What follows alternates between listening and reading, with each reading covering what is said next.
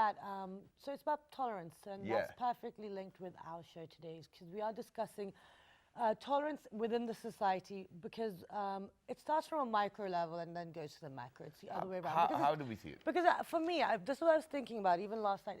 It starts from yourself. I mean, even today I was driving here and I got really angry because people do not respect the air, like the roads. They don't expect, that we have very fragile egos. You flash them, they then don't get out of your way. So it's just making me angry, and I wasn't being patient and tolerant with it. And the thing is, it's that if you're angry yourself about, like, if you have things that are bugging you, then it's going to come from within, and it's the way you're raised, it's the people around you. Like this is the thing. I know we did this last week, but we're not really even that tolerant of certain people within our own society. Even the other gender, I mean, we're not that tolerant if they make a mistake. Now imagine that I've got an example. I've got an incident to share over here, and that is that one of my friends was actually traveling to my place on Friday, and he went into a road rage as well. So what happened was that he almost lost his eye because the guy with whom he went into a road rage was actually carrying a stick. Oh, no. And then he threatened them. And it might have been a very little mistake probably, if we want to see it like that, he might have overtaken from the wrong lane or whatnot. But eventually they ended up fighting, and then the other guy punched him right here on the eye, and he was wearing spectacles, and the glass went into it. So, and you cannot even put stitches over here. So ladies and gentlemen, you have to be very careful. Be very wise in every situation. Well, it's difficult. It's not like science. No, but it's difficult. So to discuss how do we become more tolerant and how do we create more tolerance within our society, we have been joined by Syed Hameed. He is a peace activist, and he is with Peace Without Borders, and he also is the founder of Shaur. And he has even been awarded with the Presidential Award as well in recognition to his services. It's a really big, huge CV. So if we do that, the whole other segment will be taken. So let's introduce Syed Hameed. Assalamu alaikum. Welcome to the show. Walaikum assalam. Thank you so much for having me. No, thank you so much for being here today. It's a really important subject, which is actually something you need in the whole world. Like, look at what's happening in Spain as well. There's, all this anger and all this fighting. Yeah, and then even in Vegas, and then we've seen so the world going upside down as well. But I want to start the conversation with asking you, don't you get angry? Everyone does. Yeah. Everyone does. And I think getting angry is inevitable, but getting violent is a choice. Okay. Yeah. So you always have a choice. Just to mention about Las Vegas and other incidents, I think the world has not just a global village now, it has become a global home. So something happens in one room affects the other in other rooms. Exactly. So as I said earlier, it's always a choice, how do you react? Okay. And Maha, as you were quoting in the start of the program, it eventually narrows down to individuals, because society is nothing but combination of individuals. Okay. Yeah. So if there is peace in, there is peace out. Okay, so now, because it's, we get angry, or, all these violent things. There was also something happening within our own country on the weekend as well. So now, let's talk about tolerance. When, there's all these these key buzzwords these days. You have all these tolerance, women empowerment, all the Patience and whatnot, inclusivity, all that stuff. What do we actually mean truly when we're talking about tolerance within our immediate circle? Because that's where it begins. So what is tolerance? And how do we get it? Yeah. You two are fastly throwing questions on Yeah, me. sorry, there's so much to talk about. That's what our job is. I'll try to meet the expectations. You have referred to the incident in Jalmaxi that has claimed more than 60 lives on the weekend. That is, of course, a very sad incident. Exactly. And then again, what is tolerance? And again, I would agree with you that there are lots of buzzwords. It has become new cool to talk about tolerance, inclusivity, women empowerment, entrepreneurship, and IT and whatnot. So one has to differentiate, between what really are we talking about and what kind of implications does it have on the society. Okay. When we say tolerance, like the society is no more tolerant, perhaps in the 70s or in 60s, we were more tolerant. What does that mean? We have to understand before we, throw the terms out. Yeah. When we say tolerant, previously we were more tolerant society. It means we had different segments of the society. We were a culturally diverse country. We still are. Yeah. But now the only difference is at that point in time we tolerated and respected different segments of the society, different colors of the society. Yeah. And now it has some that heterogeneity we are trying to convert into homogeneous society or something that we have been taught through our textbooks. I would not go there in detail. Yeah. But we have been given this narrative that we are all one. Yes. Okay. And there is of course we are all one, but we could be different at one at the same time. So it doesn't have to be, in against of each other. Well, that's what Yeah. they're saying is different sides of the same coin. Like everyone has a different. Even if we are different coins, we That's could true, still too. be in the same bank. Yeah. No, but I thought of a very different quotation the other day while I was driving, and that was that, this world is a classroom and we are all fellow students. But unfortunately, you do fight, you do argue with fellow students, but there has to be a way around. True But very important thing which I wanted to ask, and I did ask somebody else as well when I was researching about it, and that is, do you think intolerance is an indicator of development? Well, not That's an really. interesting question. I would not really agree with that notion. Agitation or perhaps the competition or healthy competition could be an indicator to development. So intolerance is rather, I think, it's a factor that stops the development. Okay. Because when you think about different things, or perhaps when you question, when you have a difference of opinion, it Yeah. develops that environment. Because the only reason why I'm talking about intolerance and being connected with development is that, you really do get intolerant when you're not contented with what you have, right? And that's when you act intolerant, and then that's where you But- probably need to get angry as well, right? Okay. Yeah. Yeah, Okay. sure. No, but what I'm saying is that, but look at that. You're talking about development when you're frustrated, but it's the people with or majority of resources or money or access. They're the ones who are projecting that Yeah, intolerance. but the and reason why I'm aggression. connecting it with contentment is because you referred to 1970s and 80s and the way our culture was. That's So we used to live a very simple and a very healthy life. Whatever our grandparents used to say or pick and choose for us, we used to go for it, right? For example, if they wanted me to get married to a lady back then, probably if I was young, I would have. Because my father did, my uncles did, everybody did because their father said. Now things have changed, and we made sure that we come to a point where our voices are being heard. So do you think that that can be a cause of intolerance? Well, not really. Every word has its own connotation. When you say intolerance, it has its own connotation. You cannot, really mix up things. Okay. Well, if you're not contented, if you are not satisfied of some service, it could, you could be angry at that point in time. Yeah. But the history tells that the anger has not produced lots of development in the whole world. Yes. So whoever, let it be like Bill Gates or Steve Jobs, they were not angry. They were rather, inquisitive about things. They were rather worried about giving something back to the society. So when anger has a negative connotation, Okay. it actually affects the way you think. So if something is destructive, how could it be, something positive could come out of it? And those are really good ideas because they did create apps or technology that connected everyone Exactly. together and gave oneness but different. So there was empathy behind it. Yeah. There was compassion behind it. But you say there was anger and intolerance. That is a little bit Okay. I might not agree with. I know, I Yeah, like yeah. that, and I think that's true because that's what they say. When you're angry, you're less productive. You cannot see the whole picture, and you Or they're become- both That- sides of the coin. as Yeah. well. Perhaps if that was the case, Silicon Valley would right now have been a hell. Yeah, Everybody is exactly. intolerant. Okay, Okay, so then, so wait, okay, yeah, okay. very sorry. Do you think competition can be healthy? Yeah, Yes. yeah. Okay. It's always Absolutely. healthy.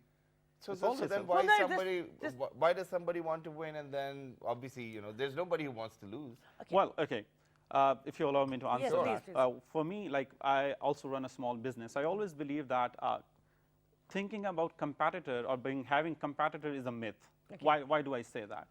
Because if you're really, courageous and if you're really ambitious about something that you really want to do and somebody is copying that, for instance, if he's copying that or she's copying that, perhaps he or she would not succeed because this is not they actually believe in. Yeah. And if they actually believe in, you cannot do something about them. Yeah. They would reach where they ought to be. Yes. So you must concentrate on your thing, and if you're really true and original and raw about your ideas, you will reach where you belong Okay, to. and I like this, and I want to come back to this respect and point as well. But competition is healthy. It makes you strive better, and there's healthy competition within this rivalry. That's the thing over here people pass it off as jealousy. This is why industries are not as strong like the media industry and the music industry. Abroad, you'll see Federer and Nadal going for lunch together. Over here, you can't have two people in the same industry in the same room. Yeah. We don't have a sports arena either comparatively. But anyway, there's so much to talk about. I need to cover all. Now we're talking about intolerance and building respect. And you said tolerance is cultural diversity. In the 60s, we had, we respected others. You've done a lot of campaigns and you've taken a lot of initiatives. You've been to 70 different districts. You've got the Shahoor Foundation, and then women can do honor the orphans. These kind of initiatives, how do you think that it's important for people to get involved and be aware of in order to create more tolerant? Like, how do we keep using the word tolerant, but how do we get there? Well, why do I believe that people need to get engaged with the communities and society? Because social mobility is very important for social peace. Okay. If people do not really know about, if they do not have an exposure and understanding of their, their own country, their own people, how can you expect that they would understand and behave as per, people want them to be, or perhaps as it would be termed as peaceful? Because lots of, if you just go down into the cases and look into the people who have these violent abilities, you would see there are some commonalities that they share. They have, of course, some kind of similarity in their socioeconomic backgrounds. But one other thing that is common, very limited social mobility. They have never been out of their districts, they have never been out of their province, and perhaps they have never been out of their country. So if you have never been exposed to such environment where people, you could see that, okay, we say that there's a term in Urdu or Punjabi, we say, wo samajhte hain ki wo phanne khan hai. So you understand that they are not the only phanne khans. Okay. Now, you said about they haven't been out, they haven't seen the rest of the world or societies around them. But in the era of information where we have the internet, everyone is connected. At the end of the day, this is a developing country. We're on that path. But you look at developed countries they also don't leave their places, but they have access, they look at things.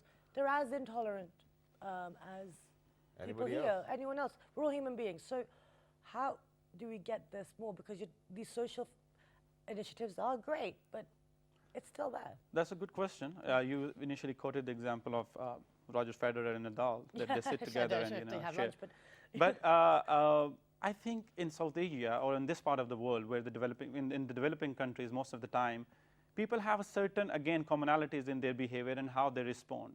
If they're sitting together and having lunch, it did not happen in a day. They've reached up to the level where they could tolerate each other and where they could develop a culture where this is very normal.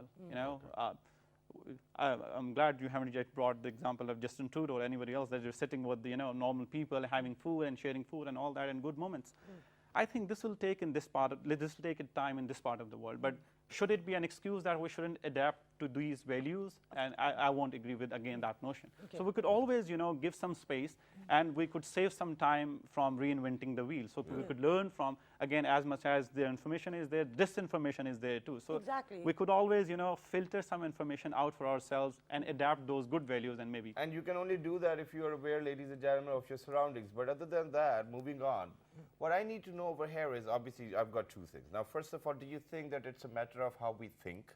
First of all, particularly in this region or in our country. And then, do you think that we are getting intolerant day by day? And if yes, what are the solutions to that? Well, it goes against the whole concept of Islam and also the reason why Pakistan was created. Well, I believe no religion, for that matter, teaches intolerance. If you go and read about violence, all religions actually talk about peace, harmony, inclusiveness, and all that.